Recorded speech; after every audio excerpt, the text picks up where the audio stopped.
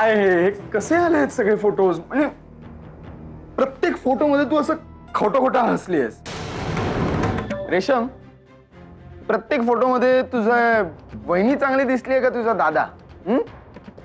काय दादा, आवडली नाही रूम? तुझ्यासाठी स्पेशली सजवली. तुला हवी तशीच आहे ना? ठीक आहे, पण एक गोष्ट मिसिंग आहे. अरे दादा, सगळं तर आहे. अगदी तशीच तशी नाही. एक गोष्ट मिसिंग आहे, सांगतो ना मी. हा, ते मी नाही, तुमची अरू वहिनी सांगेन तुला. अरे दिग्विजय, परीक्षा कसली बघतोस आमची? काय आहे अरू? अरू,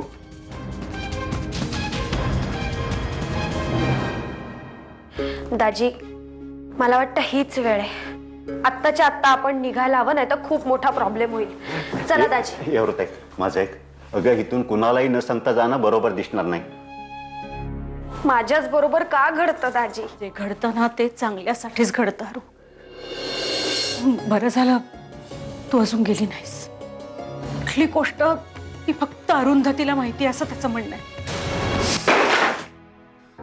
दिग्विजय, हे काय आहे? काय विचारतेय मी?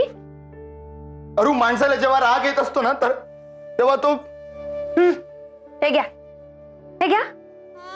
हा, पण माझा आवडता फ्लॉवर पॉट आहे तो.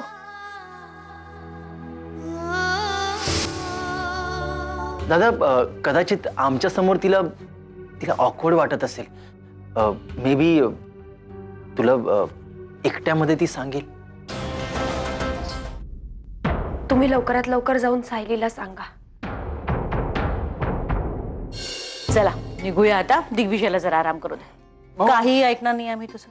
तुला आराम करायलाच पाहिजे. चला.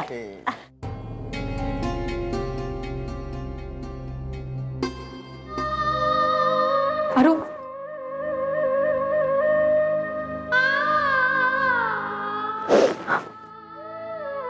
कुठे होतीस तू? आल्यापासून पहिल्यांदा भेटतेस तू मला. मला वाटलं की मला न सांगताच निघून गेलीस. एक ऐकशील माझं? प्लीज जाऊ नकोस ना. थांब ना इथेच.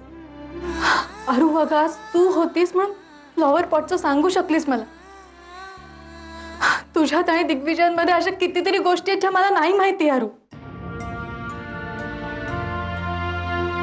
तुला तुझीच म्हणजे अरुंधतीची वेळोवेळी मदत करावी लागणार आहे.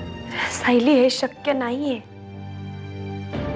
हे बघ, मी आणि दाजी उद्या सकाळी गावाला चाललोय. दाजी, तुम्ही तरी समजवा ना अरूला. अरू जर इथे नसेल ना तर हे सगळं कठीण होऊन बसेल. प्लीज तुम्ही नका ना जाऊ. अरू, प्लीज नका ना जाऊ. कुठे जाणार आहे? हा,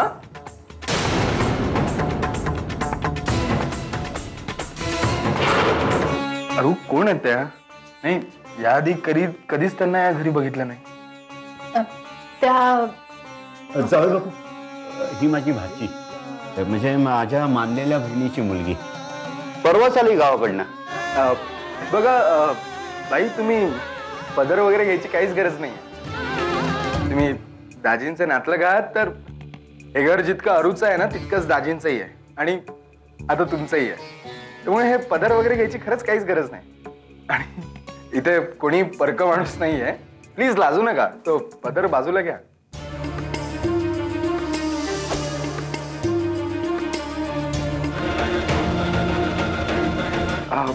अरू, मी अगं हॉस्पिटलमध्ये याच बाई होत्या.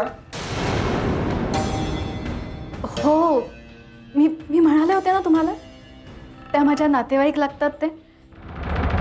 जाऊ बापू, आम्ही आता इथून जायचं म्हणतोय.